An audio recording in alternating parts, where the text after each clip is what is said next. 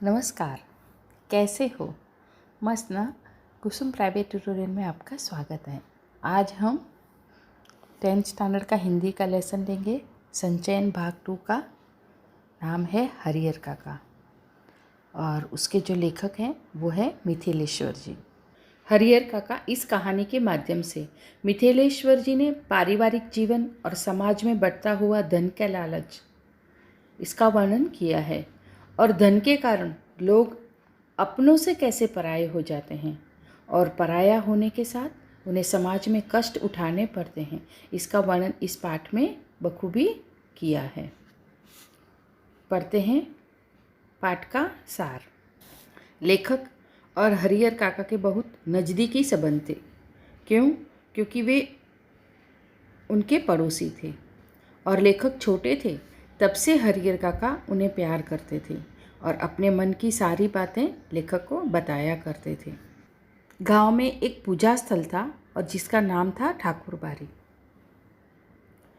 इस ठाकुरबाड़ी की स्थापना किसने की, किसी को पता नहीं। बरसों पहले कोई साधु महात्मा वहाँ पर आए थे, वहाँ रहने लगे और इसके बाद गांव के जो लोग थे उन्होंने धीरे धीरे चंदा इकट्ठा किया। चंदा इकट्ठा करके मंदिर बनवाया और ऐसे करके गांव के लोग वहाँ बढ़ते चले गए।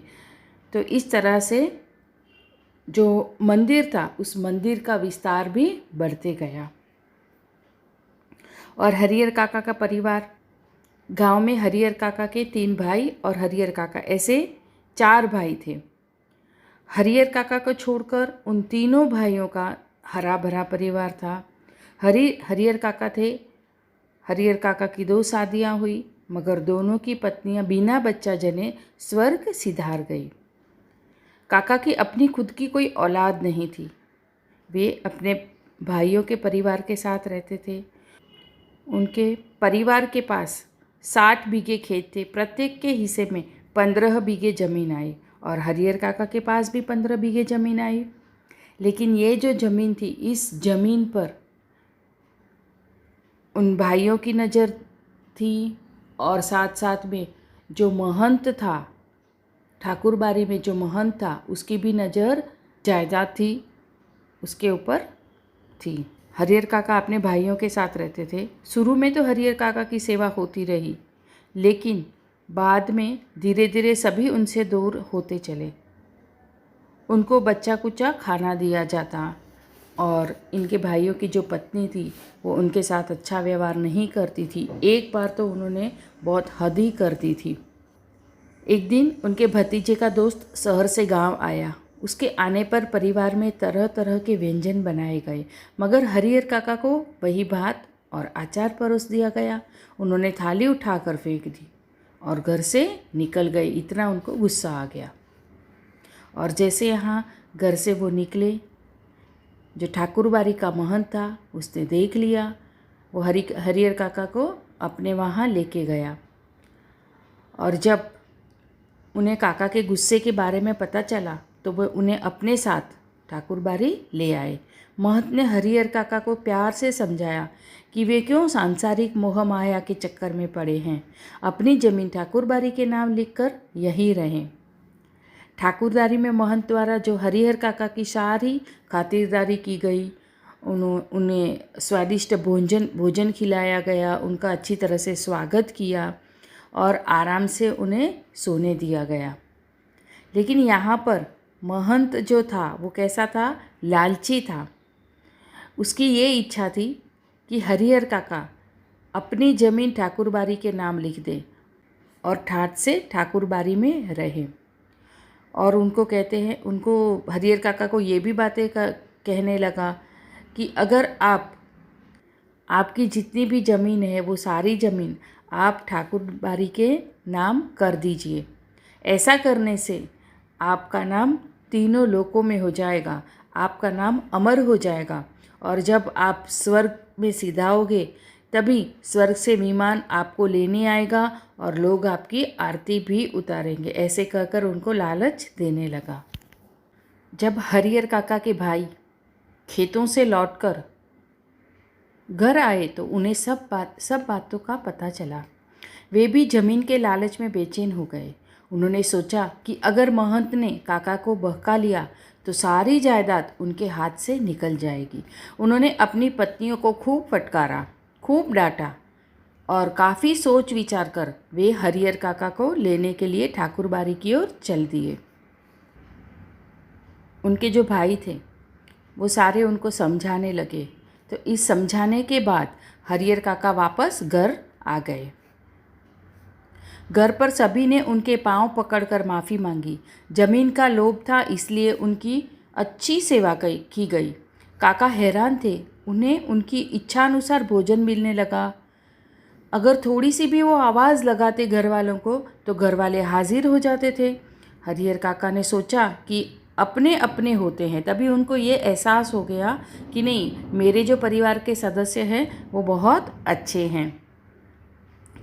इस तरह ये सारी बातें होने पर गांव में जैसे हरिहर काका के विषय में बातें होने लगी। लोगों को जब पता चला, गांव में जब लोगों को पता चला कि हरिहर काका के साथ ऐसा हो गया है, तभी लोग सब अपनी अपनी तरह से अब मिर्च मसाला भरकर सारी बातें करने लगे।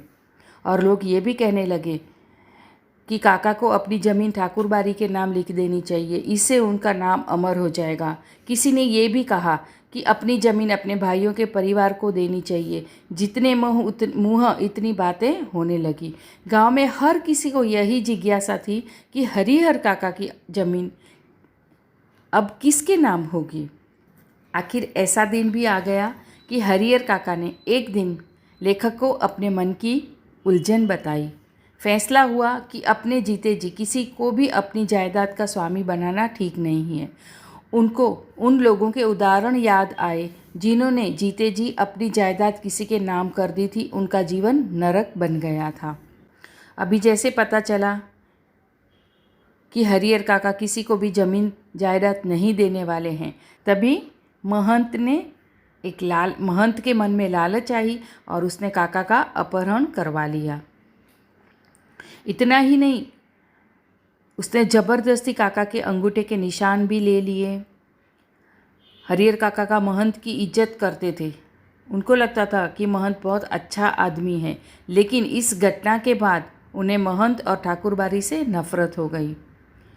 काका के भाइयों ने पुलिस की मदद से ठाकुरबाड़ी से काका को मुक्त कराया। मुक्त होने के बाद उन्होंने महंत और उनके साथियों का पर्दाफाश किया। लेकिन यहाँ पर जब पुलिस ने देखा, तभी हरिहर काका के हाथ पांव बंधे हुए थे। उनका मुंह भी बंद, कपड़ा डालकर उनका मुंह भी बंद कर दिया गया था। ऐसी हालत में जब पुलिस ने उनको देखा, तभी महंत और उसके जो साथीदार थे वहाँ से रफू चक्कर हो गए थे। अकेले हरिहर काका ही उनको दिखाई दिए थे। हरिहर काका का नज़रिया अभी बदल गया था। जो अपहरण वाली घटना हुई, इसके कारण ये उनका सोचने का ढंग भी एकदम बदल गया था। ठाकुरबाड़ी के प्रति तो पहले ही विमुख हो चले थे। अब सोचने लगे थे कि उनके भाइयों का आदर सम्मान भी सब उनकी जायदाद के कारण है। सभी स्वार्थी हैं। उनका इरादा मजबूत हो गया था कि अपनी ज़मीन के नाम नहीं लिखेंगे, ज़मीन किसी के भी नाम नहीं लिखेंगे। जायदाद के लिए अपने ही दुश्मन। अभी देखो, यहाँ पर इसके भाई भी कोई कम नहीं थे। हरिहर काका के भाइयों को लगा कि सीधे सीधे काका की ज़मीन नहीं हासिल हो सकती। एक दिन उन्होंने भी महंत वाला रास्ता अपना। एक दिन उन्होंने काका के साथ मारपीट की और ज़मीन अपने नाम लिखवाना वो चाहते थे। तभी काका ने चीख चीख कर ज़ोर ज़ोर से लोगों को आवाज़ दी, लोगों को पुकारा कि मुझे यहाँ से बचाइए। तो इस घटना के बाद तो काका का मोहभंग ही हो गया था और हरिहर काका अपने भाइयों के परिवार से अलग रहने लगे। इस तरह से महंत ने भी उनके साथ खराब व्यवहार किया। अपने परिवार के जो भाई थे उन्होंने भी उनके साथ बुरा व्यवहार किया था। बाद में हरिहर काका अपने खुद अलग रहने लगे थे। गांव में हर जगह हरिहर काका के साथ होने वाली बातों की ही चर्चा थी। लोग बढ़ा चढ़ाकर बातें कर रहे थे। कोई कहता था कि उनकी मृत्यु के बाद उनकी ज़मीन उनके भाइयों को मिल जाएगी, कोई कहता था कि ज़मीन ठाकुर बारी को मिलेगी। गांव का वातावरण अभी बहुत गर्म हो गया था।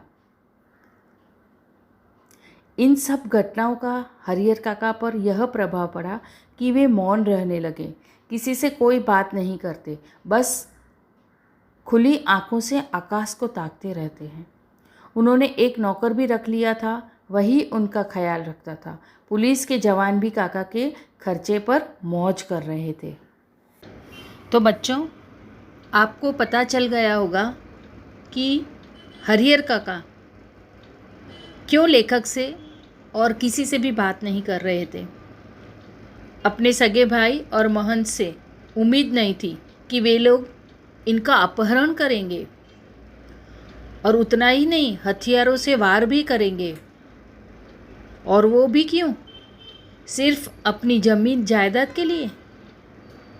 तो हरिहर काका इसके लिए दुखी थे। मैंने जिनको अपना समझा उन्होंने ही मेरे साथ बहुत बुरा बर्ताव किया। तो इस तरह मिथिलेश्वर जी ने इस पाठ के द्वारा समझाना चाहते हैं कि समाज में लोग अपनों के साथ भी दुर्व्यवहार और धोखा कर सकते हैं, इसलिए हमें किसी पर भी भरोसा नहीं करना चाहिए। तो बच्चों, अभी प्रश्न उत्तर करेंगे हम। प्रश्न 1 इस प्रकार है, कथावाचक और हरिहर काका के बीच क्या संबंध है और इसके क्या कारण हैं? तो उत्तर इस प्रकार है, कथावाचक और हरिहर काका के बीच दोस्ती और अपनेपन का संबंध है। हरिहर काका अपने मन की सारी बातें कथावाचक को बता देते हैं। इस संबंध में 2 कारण हैं। पहला कारण है कि हरिहर काका का घर कथावाचक के पड़ोस में था, वो उनके पड़ोसी थे और पड़ोसी होने के कारण वो सुख दुख की बातें उनके साथ करते थे। और दूसरा कारण ये था कि हरिहर काका कथावाचक को बचपन से ही बहुत प्यार करते थे, बहुत दुलार करते थे और अपने पिता की भांति अपने कंधे पर उनको घुमाया करते थे। वही दुलार बड़ा होने पर दोस्ती में बदल गया। अगला प्रश्न है, हरिहर काका को महंत और अपने भाई एक ही श्रेणी के क्यों लगने लगे? तो बच्चों, उत्तर इस प्रकार है, हरिहर काका को महंत और अपने भाई एक ही श्रेणी के लगते थे। क्यों? क्योंकि दोनों उनको ही नहीं, उनकी ज़मीन से प्यार करते हैं। महंत ठाकुरबाड़ी के काका की ज़मीन हथियाना चाहता है। हरिहर काका के भाई भी उनकी जायदाद के लिए उनका आदर सम्मान करते हैं। ऐसी स्थिति में काका समझ गए कि महंत और उनके भाई एक ही श्रेणी के हैं, सभी धन और दौलत के भूखे हैं। अगला प्रश्न पढ़ते हैं बच्चों। ठाकुरबाड़ी के प्रति गांव वालों के मन में अपार श्रद्धा के जो भाव हैं, उससे उनकी किस मनोवृत्ति का पता चलता है?